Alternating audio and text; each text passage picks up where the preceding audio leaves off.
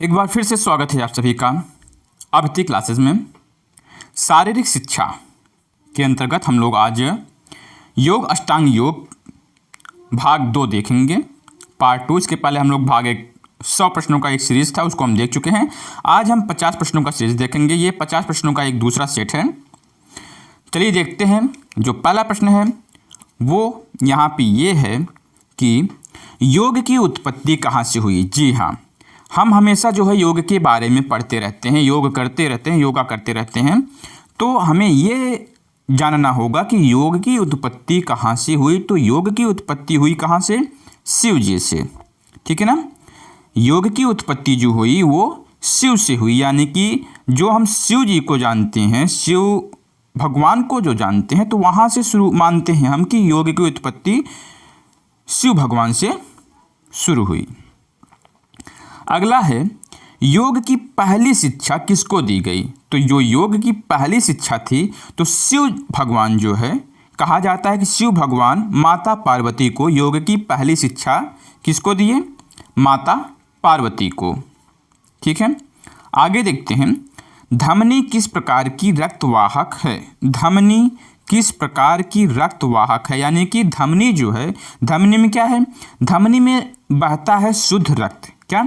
शुद्ध रक्त धमनी में, है ना।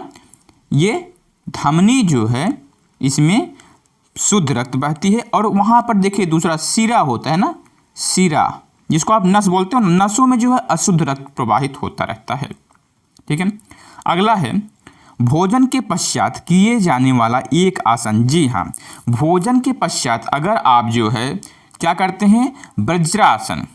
वज्र आसन जब आप करते हैं भोजन के पश्चात, वो बहुत ही फायदेमंद होता है आपके शरीर के लिए, आपके पाचन के लिए। तो जो वज्र आसन है वो बहुत ही फायदेमंद होता है भोजन के पश्चात।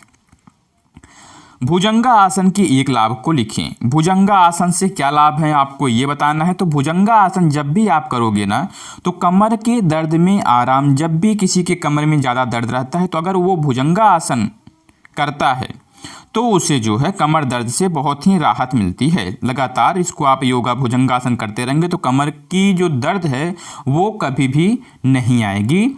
अगला प्रश्न है, पतंजलि योग सूत्र के रचयिता। जब भी बात आए पतंजलि योग सूत्र, इसके पहले भी बताया गया है कि महर्षि पतंजलि द्वारा लिखा गया था पतंजलि योग सूत्र, ठीक है।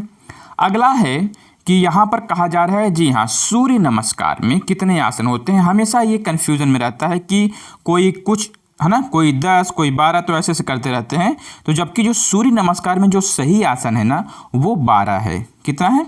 12 है। तो सूर्य नमस्कार में कितने आसन होते हैं? 12 आसन होते हैं। अगला हम देखते हैं कि सूर्य नमस्कार में मंत्रों की संख्या कितनी होती है। अब ये बताइए, आसन कितने हैं? 12, तो मंत्र कितने होंगे? 12 होंगे, क्योंकि जितने ही मंत्र हैं उतने ही आसन हैं, जितने ही आसन उतने ही मंत्र बोला जाएगा, ठीक है। अगला कहा जा रहा है कि चंद्र नमस्कार में कितने आसन होते हैं। चंद्र नमस्कार में कितने आसन होते हैं? सूर्य नमस्कार में कितने हुए? 12 आसन हुए और 12 मंत्र हुए। अब जब बात आती है चंद्र नमस्कार की, तो चंद्र नमस्कार में कितने आसन होते हैं? तो चंद्र नमस्कार में कितने आसन होते हैं?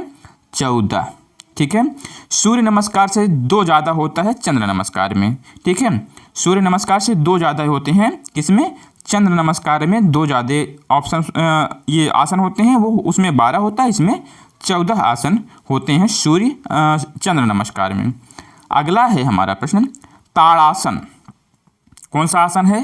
ताड़ासन है का एक महत्वपूर्ण लाभ। जब भी आप जो है ताड़ासन करेंगे तो उसमें हमें होती है लंबाई में वृद्धि। बाबा रामदेव भी हमेशा जो है ये सजेशन देते रहते हैं कि अगर आप ताड़ासन लगातार निरंतर अगर आप ताड़ासन करते हो, है ना, ये अक्सर जो है जो किशोरावस्था में होते हैं, बाल्यावस्था से बालक वर्ग से लेकर किशोरावस्था तक जो भी होते हैं उनके लिए बहुत ही ज़्यादा फायदेमंद साबित होता है। लंबाई में वृद्धि करता है कौन सा आसन? ताड़ासन। ताड़ासन किसमें लंबाई में वृद्धि करता है? किसमें वृद्धि करता है? लंबाई में, ठीक है। अगला देखते हैं, कहा जा रहा है कि योग शास्त्र में वर्णित सिद्धियों की संख्या कितनी है। जी, तो योग शास्त्र में वर्णित सिद्धियों की संख्या, सिद्धि कितनी बताई गई है योग शास्त्र में? तो बताई गई है 8 सिद्धि। योग शास्त्र में सिद्धियों की संख्या 8 होती है। अगला कहा जा रहा है कि अष्टांग योग में योग को कितने भागों में, अब ये बताओ आप। नाम है अष्टांग योग, है ना, अष्ट अंगों का योग जो है, तो अष्टांग योग को 8 ही भागों में बांटा जाएगा। कितने भागों में? 8 भागों में अष्टांग योग को बांटा गया है। डायबिटीज में महत्वपूर्ण योगा का नाम लिखिए। अगर कोई व्यक्ति या फिर बालक या फिर कोई भी खिलाड़ी डायबिटीज से ग्रसित है, डायबिटीज से कोई भी व्यक्ति ग्रसित है, तो उसे सबसे पहले कौन सा आसन करना चाहिए? तो उसे करना चाहिए मंडूक आसन। कौन सा आसन? मंडूक आसन। मंडूक आसन से हमें क्या फ़ायदा मिलता है? तो डायबिटीज़ में बहुत राहत मिलती है। किससे? अगर हम मंडूक आसन लगातार करते रहें। श्रेय किस प्रकार की रक्त वाहक है ना? तो यहाँ पर दिया गया है, तो ये देखिए, इसमें आप जिसको अभी इसके पहले हम बताए थे कि जो धमनी और सिरा, ये है सिरा, ये थोड़ा सा मिस्टेक हो गया, तो इसको आप कहते हो सिरा, है ना, सिरा और धमनी, ठीक है। तो ये सिरा है जिसको आप नस बोलते हो ना, नस। तो इसमें जो है बहती है अशुद्ध रक्त वाहक। अशुद्ध रक्त वाहक कौन सा है? सिरा। सिरा जो है अशुद्ध रक्त वाहक है। अशुद्ध रक्त वाहक कौन है? सिरा है। धमनी क्या है? शुद्ध रक्त वाहक है। अगला है पेट की चर्बी को कम करने वाले एक आसन का नाम लिखो। पेट की चर्बी को कम करने वाले एक आसन, अगर आपको पेट की समस्या है या फिर पेट की चर्बी को कम करना है तो आप भुजंगा आसन ज़्यादा से ज़्यादा करें। यानी कि एक जो है ये भुजंगा आसन जो है आपको ये पेट की चर्बी कम करने के लिए बहुत ही, है ना, उपयुक्त साबित होगा। आगे देखते हैं सूर्य भेदी प्राणायाम। सूर्य भेदी प्राणायाम में श्वास किस नासिका से लिया जाता है? जब भी हम सूर्य भेदी प्राणायाम करते हैं तो उसमें जो है हम दाहिनी नासिका से सांस लेते हैं। श्वास किससे लेते हैं? दाई नासिका से। दाई नासिका से जब भी हम सूर्य भेदी प्राणायाम करते हैं तो आप दाई नासिका से श्वास लेते हो। आगे देखते हैं और चंद्रभेदी प्राणायाम में, चंद्रभेदी प्राणायाम में जो है हम बाईं नासिका से, दाहिने से सूर्य भेदी में और चंद्रभेदी में बाईं साइड से, बाईं नासिका से, ठीक है। आगे देखते हैं प्रज्ञा योग में आसनों की संख्या कितनी होती है? प्रज्ञा योग में आसनों की संख्या, तो आसनों की संख्या होती है 9। कितनी होती है? 9। प्रज्ञा योग में आसनों की संख्या 9 होती है। अष्टांग योग में पंचम अंग का नाम क्या है? पंचम अंग, अष्टांग योग जो हम लोग करते हैं, है ना, तो जो 8 प्रकार के, अच्छा, उसमें पंचम अंग का नाम क्या है हमें ये बताना है। तो है ना, प्रत्याहार, पंचम में आता है प्रत्याहार। जो 5वां अंग है वो प्रत्याहार है। अगला है यम कितने प्रकार से होते हैं, है ना, यम, नियम, आसन, ये सब जितने भी हैं, तो इसमें कहा जा रहा है कि यम कितने प्रकार के होते हैं? तो यम होते हैं 5 प्रकार के। कितने प्रकार के? 5 प्रकार के यम होते हैं। अगला है पवन मुक्तासन भाग 1 के 2 आसनों के नाम लिखिए। यानी कि पवन मुक्तासन को भागों में बांटा गया है, तो भाग 1 के 2 आसन, पवन मुक्तासन के 2 आसन कौन कौन से होंगे? तो यहाँ पर बताया जा रहा है कि पदोगुली नमन, पादुगुली नमन, केवली नमन और सर्वांग आसन, है ना, ये नहीं होगा, यही दोनों हैं, है ना, यही दोनों हैं, पादोगुली नमन और केवली नमन, ये दोनों जो है पवन मुक्तासन के भाग हैं या फिर आसन आप कह सकते हो, है ना। निम्न में से 2 धातुओं के नाम लिखिए। 2 धातुओं के नाम लिखो। अब धातु क्या है? रस और रक्त, है ना, रस, रक्त, ये जो है 2 धातु हैं। अगला देखते हैं भ्रामरी प्राणायाम किया जाता है। भ्रामरी, तो भ्रामरी जो है कब हम करते हैं? एकाग्रता के लिए। भ्रामरी क्यों करते हैं?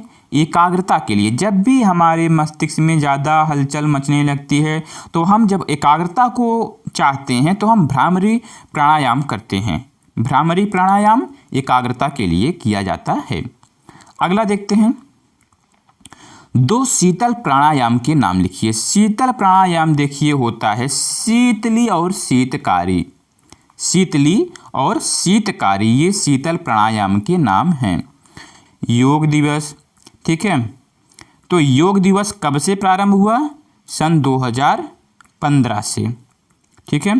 अंतर्राष्ट्रीय योग दिवस किस दिनांक व कौन से महीने में मनाया जाता है? तो इसके पहले मैं बताया कि जो है 5 से पर्यावरण, 5 से 5 जून। अगर फिर से आप बोला जाए कि जो है योग दिवस, तो योग दिवस मनाया जाता है 21 जून से, है ना। 21 जून को जो है हम क्या मनाते हैं? अंतर्राष्ट्रीय योग दिवस, ठीक है। जून में 21 जून को हम क्या मनाते हैं? योग दिवस, ठीक है। आगे देखते हैं। निम्न में से सही उत्तर पर निशान लगाइए। अब इसमें से क्या सही उत्तर है, यानी कि क्या है? तो जो संतोष एवं तप है, सत्य अहिंसा यम नियम, ठीक है। लेकिन जो संतोष एवं तप है ये सही माना जाएगा, ठीक है, ये सही माना जाएगा। सत्य अहिंसा ये सब नहीं है यहाँ पे। जो संतोष और तप है ये सही माना जाएगा।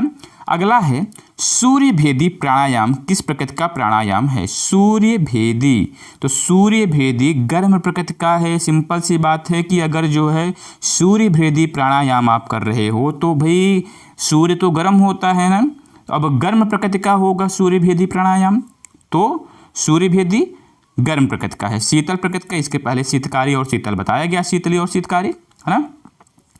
1 मिनट में हृदय की कितनी बार धड़कता है? तो ये तो बहुत पुराना प्रश्न है और सभी लोग जानते होंगे कि 1 मिनट में हृदय जो है 72 यानी कि 72 बार धड़कता है, ठीक है। एक बार जो इसको पूरा होने में 0.8 सेकंड लगते हैं, 0.8 सेकंड, ठीक है। शरीर में हड्डियों की संख्या कितनी होती है? तो शरीर में हड्डियों की जो संख्या होती है वो होती है, हमेशा आप लोग जानते हो, सुनते आए हो कि 206 हड्डियाँ। शरीर में कितनी हड्डियाँ होती हैं? 206 हड्डियाँ। त्रिकोणा आसन के लाभ बताइए। त्रिकोणा आसन, जब आपको त्रिकोणा आसन करना हो तो वो सबसे बड़ी उसकी जो फायदा है, सबसे बड़ा फायदा ये है कि याददाश्त और एकाग्रता। क्या करेगा? याददाश्त और एकाग्रता। एकाग्रता में आप भ्रामरी को भी कर सकते हो और त्रिकोणा आसन भी कर सकते हो। आगे है कि हलासन के लाभ बताइए। हलासन, जब भी आप हलासन करोगे तो सबसे ज़्यादा फायदा आपके पेट के संबंधी रोगों से है, यानी कि जो भी आपकी पेट की समस्याएं हैं, अगर आप हलासन लगातार निरंतर करते रहते हैं तो वो पेट की समस्याएं समाप्त हो जाएंगी। योग क्या है? कहा गया है योग कर्मेषु कौशलम। ये कहाँ लिखा हुआ है? कहाँ लिखा हुआ है? ये लिखा हुआ है भगवत गीता में, ठीक है। दूसरा है आत्मा का परमात्मा से मिलन भी योग है, और प्रकृति का पुरुष से संयोग जो है योग है। ये सभी जो है योग हैं, योग की परिभाषा है। अगला कहा जा रहा है योग का अर्थ है। योग का अर्थ है, तो योग का क्या अर्थ है? योग का तात्पर्य होता है किसी चीज को, कहते हो ना योग करना, जोड़ना। क्या होता है? जोड़ना, योग करना। इसका योग कर दो यानी कि जोड़ दो, ठीक है। योग किस शब्द धातु से बना है? तो योग जो है किस शब्द से? युर्ज धातु से। किस शब्द से? युर्ज धातु से बना है योग। युर्ज धातु से योग का निर्माण हुआ है। ओम सृष्टि, ओम सृष्टि है। ओम सृष्टि क्या? एक शब्द है। क्या है? एक शब्द है। ओम, ओम एक शब्द है। हम लोग हमेशा जो है करते हैं ओम, तो ये क्या है? एक शब्द है। अच्छा, आगे देखते हैं। अगला है हमारा कि ऋग्वेद का प्रथम मंत्र कौन सा है? ऋग्वेद का प्रथम मंत्र बहुत ही ज़्यादा फेमस है, हमेशा आप लोग जानते होंगे। ऋग्वेद सबसे पुरानी वेद है और इसका जो प्रथम मंत्र है वो है गायत्री मंत्र। क्या है? गायत्री मंत्र ऋग्वेद का प्रथम मंत्र है। अब आता है प्रश्न की घेरण संहिता। इसके पहले बताया गया, इसके बारे में संपूर्ण जानकारी दी जा चुकी है ना। घेरण संहिता की रचयिता का क्या नाम है? तो वो जो घेरण संहिता बनाया गया आचार्य घेरण जी के द्वारा बनाया गया था। आचार्य घेरण जी के द्वारा बनाया गया था घेरण संहिता। और महर्षि पतंजलि जो है योग सूत्र फेमस ही है, ठीक है। स्वात्माराम जी ने किस ग्रंथ की रचना की? स्वात्माराम की जब बात होगी तो हठ प्रदीपिका, जिसके बारे में अच्छी तरीके से बताया गया पहले सीरीज वाले में, तो हठ प्रदीपिका के जो रचनाकार हैं, रचयिता हैं, वो स्वात्माराम जी हैं। स्वात्माराम जी हठ प्रदीपिका के रचयिता हैं। भगवान श्री कृष्ण ने गीता ज्ञान किसका दिया, यानी कि किसको दिया। यहाँ पे कहा जा रहा है कि जो भगवत गीता का ज्ञान भगवान श्री कृष्ण ने दिया है ना, तो वो किसको दिया, तो उनके साथ थे अर्जुन। कौन था उनके साथ? अर्जुन। तो भगवान श्री कृष्ण ने गीता का ज्ञान जो है अर्जुन को दिया। तनाव को दूर करने वाला प्राणायाम कौन सा है? अगर आपको तनाव हो रहा है, आप डिप्रेशन में हैं, तो आपको सबसे पहले क्या करना चाहिए? अनुलोम विलोम करें, भ्रामरी करें, जिसको आप कहते हो एकाग्रता होना, है ना, नाड़ी शोधन करें। ये सभी जो है तनाव को दूर करने वाले प्राणायाम माने जाते हैं। अगला है उक्त रक्तचाप को दूर करने वाला प्राणायाम कौन सा है? उक्त रक्तचाप, जब भी आपको ऐसा लगे कि उक्त रक्तचाप, है ना, ऐसे कोई व्यक्ति है, कोई रोगी है, तो उसको सबसे ज़्यादा क्या करना चाहिए? उसको करना चाहिए शीतली। क्या करना चाहिए? शीतली करना चाहिए, यानी कि शीतली मतलब ठंडा, है ना, शीतल। ये शीतल व्यायाम है, शीतल प्राणायाम है। WHO के अनुसार स्वास्थ्य की परिभाषा क्या है? तो स्वास्थ्य की परिभाषा देखिए, शारीरिक है, मानसिक है और सामाजिक है। ये सभी जो है स्वास्थ्य की परिभाषा है WHO के अनुसार। निम्न रक्तचाप को दूर करने वाला कौन सा व्यायाम है? आप फिर से आप बताओ, जो है कि अगर जो है हाई है ना, हाई है तो आप उसको लो करोगे तभी ना लेवल में आएगा, और जब लो हो रहा है तो उसको हाई करने का प्रयास करोगे लेवल में लाने के लिए। तो जब भी आपको ऐसा लगे, किसी व्यक्ति को अगर भस्त्रिका, है ना, निम्न रक्तचाप का वो है ना, रोग है, तो आप भस्त्रिका, अग्निसार और सूर्यभेदी, ये सभी जो हैं निम्न रक्तचाप को दूर करने वाले प्राणायाम हैं। अगला देखते हैं, निम्न वर्णित में से योग शास्त्र में वर्णित नाड़ियाँ कौन सी हैं? नाड़ियाँ देखिए, अब इसमें देखिए योग शास्त्र में सूर्य नाड़ी का भी वो किया गया है ना, सूर्यभेदी भी किया गया है और चंद्र नाड़ी का भी इसका व्याख्या किया गया है। तो ये सभी जो है क्या हैं? योग शास्त्र में वर्णित नाड़ियाँ। अगला है, कह रहा है कि स्पाइनल कॉर्ड में स्थित चक्रों की संख्या। जब भी स्पाइनल कॉर्ड में जो है चक्र पूछा जाए तो स्पाइनल, है ना, स्पाइनल 7, कितना? 7 होता है। स्पाइनल कॉर्ड में चक्रों की संख्या 7 होती है। अगला चलिए देखते हैं। अगला कहा जा रहा है कि 5 रस युक्त एक फल का नाम बताइए। 5 रस युक्त एक फल का नाम बताइए। तो इसमें जो है आंवला ही ऐसा फल है, सबसे ज़्यादा अगर उपयोगिता बताई जाती है योग शास्त्र में, अगर आप देखेंगे तो जो सबसे ज़्यादा उपयोगिता बताई जाती है वो किसकी बताई जाती है? आंवला की। आंवला की उपयोगिता बहुत ज़्यादा बताई जाती है योग शास्त्र में। फिर कहा जा रहा है कि डेंगू में सर्वाधिक प्रयोग की जाने वाली आयुर्वेदिक औषधि का नाम। इस समय जो है देखिए डेंगू के मरीज़ बहुत ज़्यादा बढ़ रहे हैं, है ना, डेंगू के मरीज़ बहुत ज़्यादा बढ़ रहे हैं। और इसके पहले कोरोना में भी एक चीज़ कहा गया था कि आप लोग गिलोय का सेवन करें। किसका?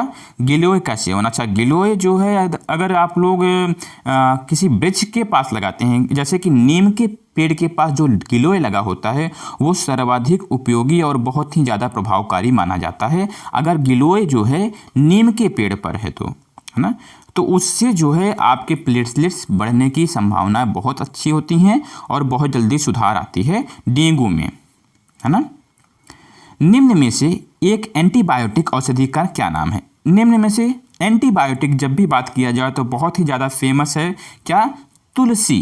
तुलसी और गिलोय ये दोनों ऐसे वृक्ष हैं ना, ऐसे औषधि हैं ना जो बहुत ज़्यादा फेमस हैं। तुलसी जो है ना, तुलसी बहुत ही प्रभावकारी है, गुणकारी है और एंटीबायोटिक है ना। तुलसी जो है एक बहुत ही गुणकारी और एंटीबायोटिक है। अपना इस सीरीज़ का ये लास्ट प्रश्न है, प्रयोग शास्त्र में वर्णित बंधों के नाम बताइए। बंधों के नाम प्रयोग शास्त्र में वर्णित जो है कौन कौन से होंगे? तो देखिए प्रयोग शास्त्र में जालंधर बंध का भी यूज किया गया है, मूल बंध का भी किया गया है और उड्डयन बंधी, ये सभी जो है प्रयोग शास्त्र में वर्णित किए गए हैं, जितने भी बंध यहाँ पर दिखाई दे रहे हैं। कैसा लगा वीडियो आपको? आप लोग कमेंट करके बताएंगे। वीडियो को लाइक भी करें और चैनल को सब्सक्राइब भी करें। धन्यवाद।